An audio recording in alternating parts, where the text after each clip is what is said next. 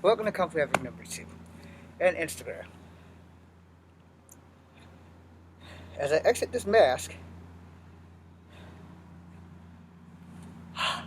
now I'm good. Now I can see. So this is my final video outside in this suit. Alright, so we're going to do some Kung Fu stuff, teach you a little bit, and then I'm going to go in the house. Alright? So if you're still here on Instagram, I don't know what the hell to call this damn thing. Oh yeah, I do. Keeping my word.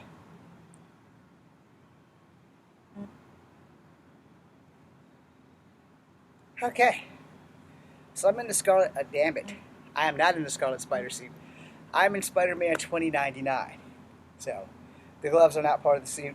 They also are used when I use the Scarlet Spider suit in case I ever get offered to twirl a weapon. Like this one. So if you've been watching the other unteen videos that I've made tonight, now I can actually see what I'm doing.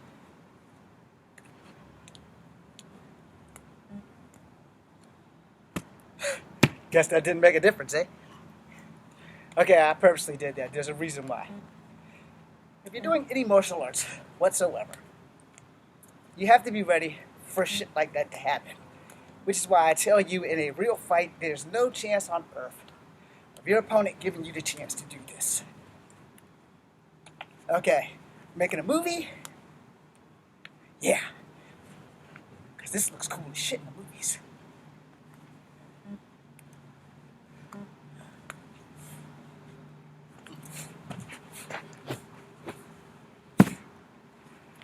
Yeah, looks cool as shit in the movies. The sad and unfortunate truth about fighting in real life, if someone has a stick, they're not going to do this shit. They're going to use it for its medicinal purpose. It's a stick. It also goes with a bat, a sword, or anything in their hand. And any martial art teacher that doesn't tell you about this stuff probably shouldn't be teaching. Now here you have sword work. From Chinese longsword, which I didn't take, but you can kind of say I was taking it because I am taking a Saber Night Lights class. But I also took Aikido, which you use swords. I also took Kempo, no swords. At least I didn't get to that level. I took some Jiu-Jitsu and some Ninjutsu. So, Jiu-Jitsu, no swords. Ninjutsu, swords. You can see why I don't like swords. I suck at using them. Period. Plus, the fear of cutting off my own hand while doing one of these things. It's a real feel, people.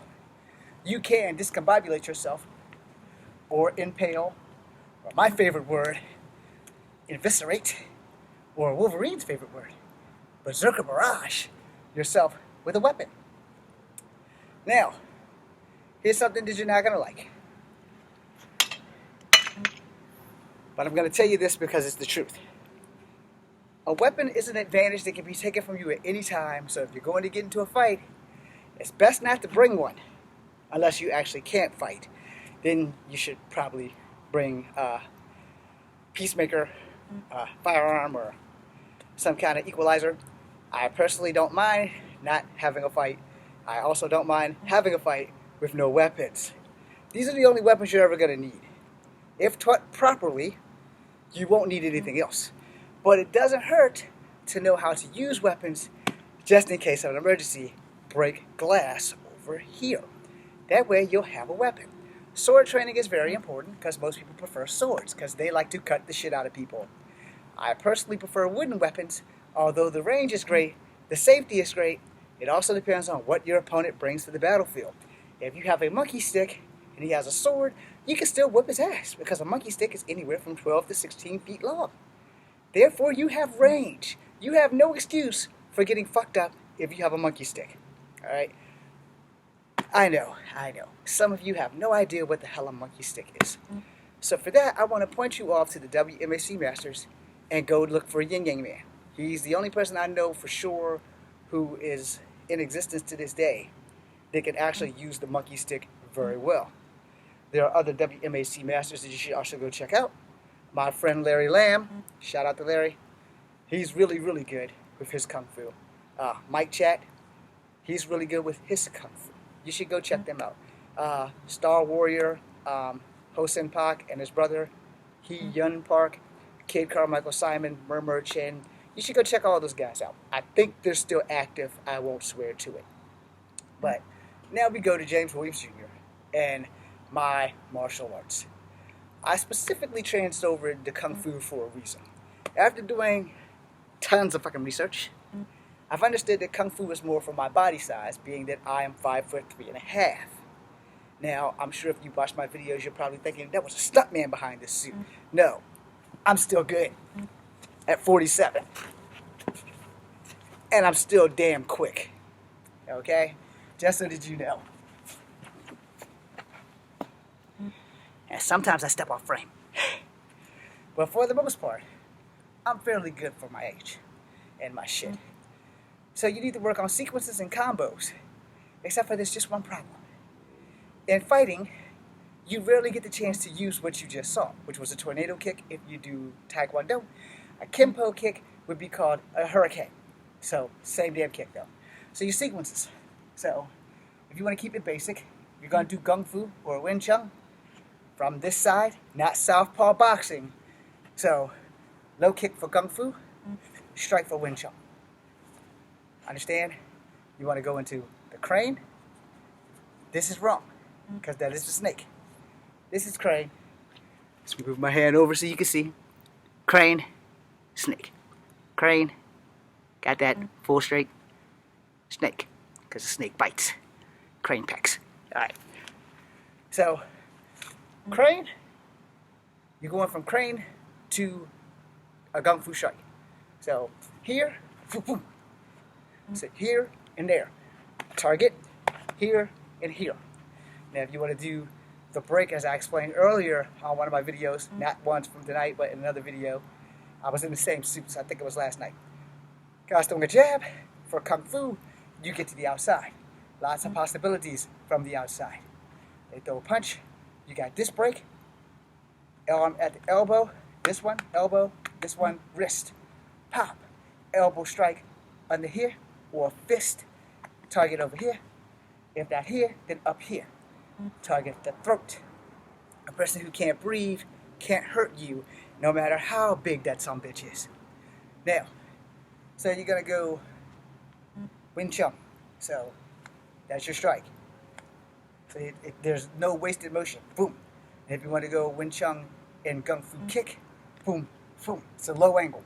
So your low angle, your target is your shins and your thigh, but mostly it's beneath the shin. You know, so did you get that? Now, earlier today I described the martial art thing while I was at work, so we're going to do that here now. I'm going to separate karate from Kung Fu, because it's not hard to get them mixed up, but it's not hard to tell the difference either. The difference is Kung Fu is really about directness, where karate is more about power. There's going to be a lot of people contradicting me on that. They can kiss my ass. Anyway, and I mean that in the most loving and respectful way. So, guys coming at you with a jab. For karate, you're going to block and throw the knee that's the farthest away. If you're going to do Kung Fu, you're going to block and pull the knee that's closest to him.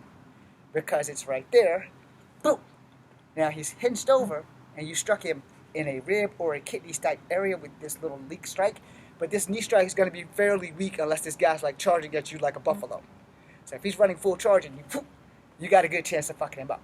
And if he's running at you full charge, but you really want to fuck him up, then you want to use karate, which is the knee farthest away from your opponent, because the power comes in with the torque. So when you pop your hip and lift your knee at about roughly the same time, your target's the sternum or the belly. If you get him up high in the chest, he might be able to shake that off, which means he's not going to be bent over. But if you hit him here, he's going to bend over. When he bends over, you have a conglomerate of options, because you can karate elbow or you can Kung Fu elbow. I know what you're thinking. Why would the one furthest away be karate and the one closest would be Kung Fu? Let me explain that to you as I did at work today. See, karate is about power. So if you're going to karate elbow him after you karate kneed him, because you did karate, knee, elbow. Again, torque with the knee, torque with that elbow, because it's coming from the hip, and you're torquing. We're torquing, not twerking. Now, when you're going to do Kung Fu, and you hit him here, boom, knee, back fist, or knee, bridge hand, or knee, put him in a takedown. You know, I have a lot more options with Kung Fu. But if I really want to stop him, because I'm not a really, really good fighter, but I know enough about karate that I can stop anybody, then I want to do karate, because it's more powerful, because it's about me using his power and my power at the same time. Where Kung Fu is me using directness, less power, but more accuracy. Okay? God, I hope you guys understand that. So karate, boom, boom. Now, when I hit him in his back with my elbow, I'm going to drop down. I also already have his arms. I can put him in an arm bar. I can break the damn arm. I prefer to break the damn arm because it's going to leave him with 3 weapons instead of 4. Understand this thing about fighting. 2 very important things. 1, it doesn't hurt to actually know how to fight. But if you can't, it doesn't hurt to get lucky. It also doesn't hurt to have knowledge of the human body. So when you elbow someone or knee someone in an area where air is forced out of their body, it slows them down. But if you hit them hard enough, it can stop them. I'm a small guy. I ain't about slowing you down. I'm about hurting you before you hurt me. I'm also, sadly, a tiny bit brutal because I'm a small guy. And I can't afford for my shit to fail me and have you whoop my ass. So therefore, I'm going to do everything directly possible that engages in hurting you so bad that you're not going to want to come back after me when I'm done. Because your lesson in that is going to be, don't fuck with little people and don't fuck with James. Period. Now, in the event that my karate knee and elbow doesn't really hurt them, this is why you use Kempo, which is where pressure points come in. Here's where I piss off people again with things that they don't believe work. So, here you have this lightsaber. Here is my main target because it's my spine. But if I miss, that shoulder blade has a dip in it. And in that dip, there's a pressure point. Because in Kempo, they teach you wherever there's a joint, there's a pressure point. Wherever there's an artery, you're going to get mad at me. Arteries and joints work with the flow of your blood. Now, I can't personally make you shit on yourself, and I can't pull that Xena shit that cuts off your air. But I can hurt you real bad with mantis pokes into pressure point areas. I can hurt you real bad by gripping and locking with Wing Chun grips and locks or Judo grips and locks. It just depends on what I have to do at that time, which is important also. In every fight that you are in, the one word that means the most to you and me and everybody breathing: adaptation. You have to be able to adapt in a fight. I know that this suit looks ridiculous, but it's got a badass skull spider thing going on. Anyway, you have to be able to adapt in a fight. Your recovery time is important, but more importantly, your ass better be able to adapt in a fight. If you can take one to the chin and the cheek and you can keep going, good for you. But some of us can't do that. I still can do that. I didn't know that I could do that until that one time that I was driving a stolen car and got hit in the face. I also couldn't get out of the seatbelt, which really pissed me off because the dude broke my glasses and cut my fucking eye. And they got away with it. But I didn't go to jail that night, so that was a plus for me. But anyway, I still sat out at Wolfie's or Woodrow's, somebody, for about like an hour in handcuffs. Yeah, that wasn't fun. I also threatened to beat the guy up with the handcuffs. In other words, I threatened to kill him. But we won't go there. You can fight with handcuffs. Let me rephrase that. I'm sorry. I can fight with handcuffs because I've been training with my hands bound for a matter of years. You can find those videos on YouTube. Anyway, and you here on YouTube already can find those videos on YouTube. Alright, look. So before I end this, I'm going to do some more demonstrations and I'm going to explain when these kicks can be used and when these kicks can't be used, or better yet, for those who are willing to try anything, when these kicks can be used and when these kicks probably, most likely, should not be used because they'll probably get you fucked up. Okay? I'm hoping that I explained this to you at a point where you'll understand that I'm not going to teach you something that might work and might not work. I'm not saying that you can take the chance on them, but I am saying that if I ain't going to do it, you probably shouldn't do it either. I can't really do a butterfly kick anymore due to my hip, but I am going to attempt that. But first I'm going to explain to you, the butterfly kick is basically a sweep escape move. So it's basically, I don't know if you can see me, but if I'm coming in for a front sweep, my opponent should be doing, I'm going to the hospital if this goes wrong.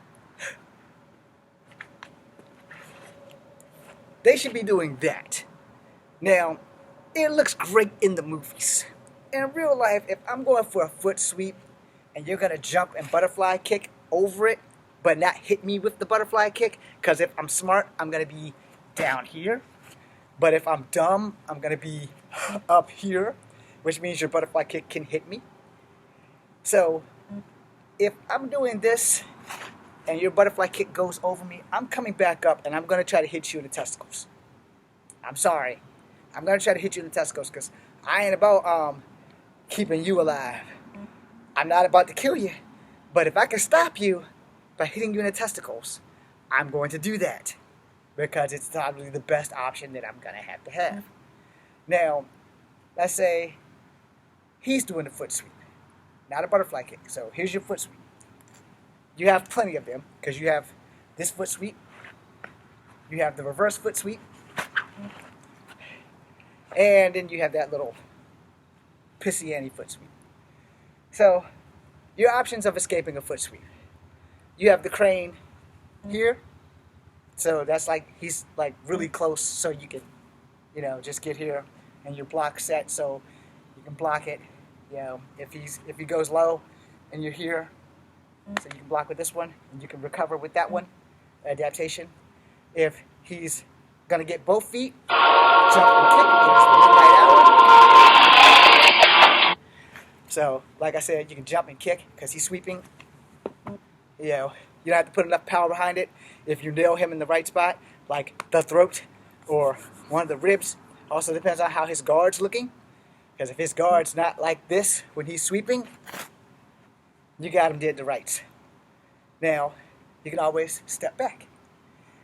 I'm more in favor of the step back for people who aren't really into getting hit or aren't fast enough to get out of the way. The step back beats the jump because if you step back, your feet are still on the ground. But if you jump, you're defenseless for a few seconds. I can't give you an exact radius of seconds, but you're defenseless for a few seconds because you're in the air. Same thing with certain kicks, which we're about to do now before it gets any later, so I can go post these damn videos.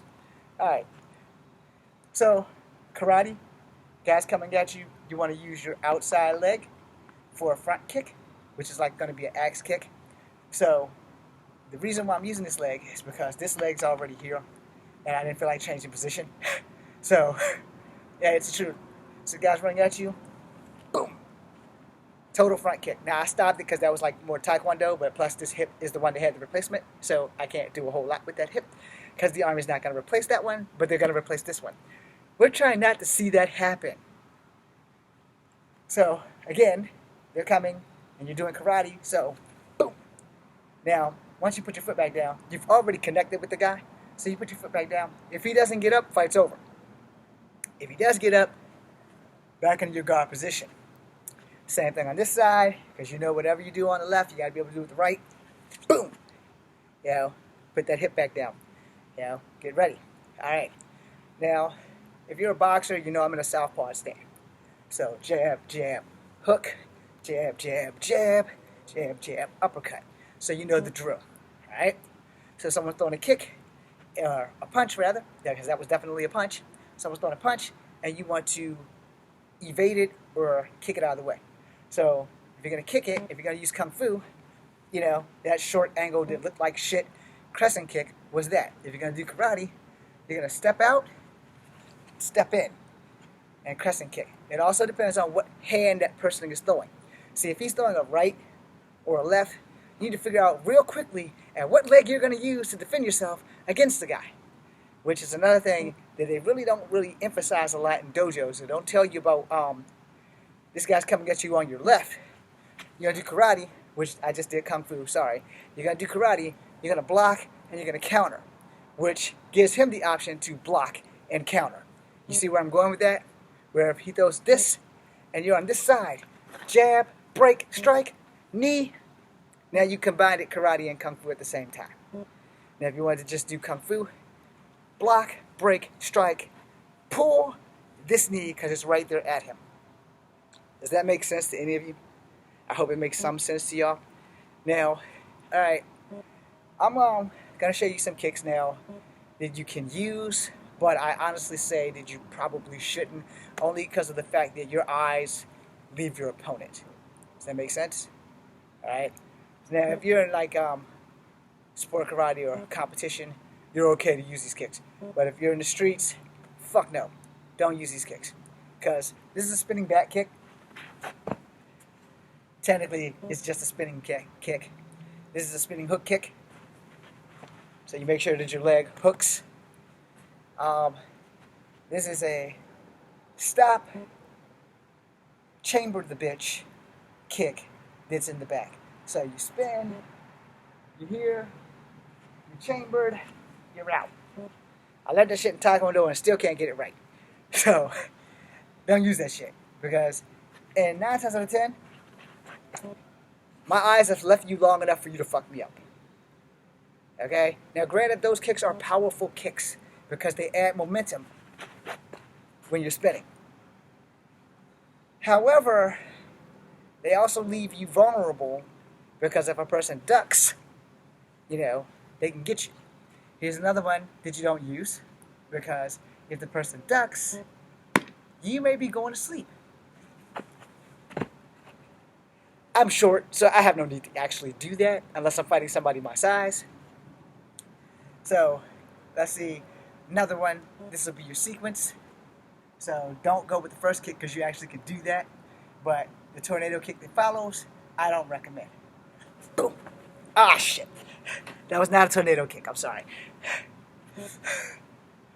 Boom. Okay. So, I also did something else that I would never actually do, which was the spinning back fist. Because the spinning back fist, if you don't time it right, it can lead to a broken elbow, broken arm. It just depends on who you are fighting. So, you can do this kick. Boom. If you stop, plant your feet back down, step in, boom. But if you're going to do this kick, you definitely want to follow up fast. However, that second part, like I said, it leaves you exceptionally vulnerable because your eyes are off your opponent. And everybody else doesn't have to agree with me, but I'm going to say this shit as I end this video. If you take your eyes off your opponent for any time during the fight, he who hesitates meditates from the horizontal position. Thank you, Russell Wong, because that was from Vanishing Sun. But the point of the matter is, you can do the shit. I just don't recommend it. But I'm nobody. So, if you think you can pull it off, good for you. Should you attempt it? Let me put it to you this way. God, I hope those aren't ribs. Because that's going to suck. Okay, it's part of the suit. Sorry. I'm going to put it to you this way. In all honesty, there's very few martial art moves that are useless. However, and I state this from my own personal feelings, opinions, and experience, there are some martial art moves that are great and questionable and could probably get you fucked up. Some of the things I just showed you are questionable and can probably get you fucked up, which is why I kind of explained that before I did it. Now, you know, if your basics are great, then stick with that. You guys see me do the same shit over and over and over because it's muscle memory. And for shit, I started martial arts when I was 7. I'm 47 now. So, for a good portion of my life, I've been doing this shit. And as you can see, I can still do this shit at 47. So I'm no slouch, you know, just out of fighting practice. And I'm also out of fighting shape. I'm also not at my military weight, which was 130. I'm at 120, and I have to stay there because of my hip. The doctor said no more going up until after your other hip replacement. And we're not in a hurry to get past that. I just want to get my 125 back and that's it. Anyway, bottom line, there are a lot of kicks that are useful. The problem is when, how, and why. A lot of kicks that aren't useful. They're good for training. So did you know that you can actually do them? Like the shit you just saw. However, in the streets, I've never thrown a tornado kick at anyone. Ever. I've always kept that shit basic. I'm like Chuck Norris. I have 3 basic fucking kicks. And those kicks work. Front kick, side kick, crescent kick. Alright? Let me show you. I will explain why, and then I'm going to end this video. Alright? And then you guys at Instagram can go out and enjoy your Friday night, because you're probably on the West Coast where it's like almost 12:30 here in Virginia. So, here's what we're going to do. We're going to do a crescent kick with both feet, and a front kick with both feet, and what the hell was the other kick? Side kick. Alright. Now the reason why I'm going to do those 3 simple kicks is because they're simple and basics win fights. Alright? Now, on the streets. Controlled environment, you can pretty much probably get away with anything as long as you don't get caught. But for the streets, anything that's illegal in the UFC, do that. However, you can attempt that because you don't know who you're fighting until the first punch is thrown, which is something else people do not tell you. You do not know who you are fighting until the first punch is thrown. You can be fighting a novice who's lucky, or you can fight someone who's exceptionally skillful, and you can still get lucky and win. But it really just depends on how that shit folds out. If you lose your head, you lose your fight. So in all fights, try to stay as calm as humanly possible. I know I'm asking too much, but am I? Let's do it. So there's many versions of the side kick. This is a stepping side with my right foot. It's going to kick. My left foot comes behind. It's actually more of crane kung fu. So it would be like this, where I would tap and then do that. But in a street fight, you're not going to have time for that tap. So step, boom. Now where you choose the angle that, if you're going for a headshot, if you're going for a body shot, you know, you have to be able to angle that shit. So again, step, boom. Once more, boom. Going for a headshot, boom. So, you know, now, crescent kick. We're going to go with my bad leg first. So, here's the thing. Crescent kicks are basically evader kicks. And I call them evader kicks. You can call them whatever the hell you want. But here's why I call them evader kicks. Guys, on this way, he's coming at you. You want to put him in the position over this way so that you can switch and throw a punch or another kick. The crescent kick is the way to go. He's coming at you. Boom. Boom. You can follow through. Or you can be nasty. Boom. Catch. Boom. You know, hit him, grab him, use your knees. Now, same thing on the right. He's coming at you. 9 times out of 10 when you're in a fight, you don't have time to worry about your dominant hand or your non-dominant hand. You have to worry about who's going to sleep or who's going to die. So he's coming at you and you want him on this side because maybe you work better on this side of you versus this side of you. You'll figure it out when the fight starts. He's coming at you. Boom. Boom. You can do it with a left or a right. One more time. Boom. And you know, you got to be ready to go. So now you've seen the crescent kick with both sides and the side kick with both sides. Now you have a lot of various of front kicks. Okay? So you have your straight front kick. Boom. You have your jumping front kick. Boom. Now these are some of the exceptions to the rules because I've been telling you not to leave the ground. But see, as long as you're kicking him and you're facing him, that's where the rules get bent a little bit. Because if he's coming at you, boom, that's a power kick. So as long as you don't miss that sumbitch, you're in good shape. But you need to have a follow through. So I'm going to show you mine. Alright, he's coming at me. Boom. Boom. Now that was from Kung Fu. So that way, one motion leads to the next motion. Did you get it? Let's try it again. Boom. Boom. My guard was a little down up here, but this one was fine. So you want to keep your guards. Right side. Boom. Boom. Okay, one more time. My guard was down again. So, you gotta keep that guard up. That's a habit of mine, so don't practice that habit. You wanna practice it more where your guard's more up. I've been working on that habit for years. Some fracked up ass reason in my head, it just feels natural, boom, boom, to keep my arm down. I don't know what that problem is. It's a mental glitch. Don't let that happen to you. So, front kick, side kick for your recovery, because of the simple fact that if your front kick only slows him down, you need to be able to stop him. So, boom, boom, is going to hit, hit. Now from there, when your leg comes back down, you can do that, or you can grab him, boom, or grab him, boom, boom. So, you'll work out your combinations as you train. But you also have to remember, training is training, fighting is fighting. There's this much difference in the two, all right? Understand that training is training and fighting is fighting. How you train is how you're supposed to fight. However, ghost man training doesn't really work like that, which is what you were watching. So, you know, somebody's coming at you, you know, you can add more combos, you know, so, boom, boom, boom, or boom, boom, boom. You'll figure out your combo. So,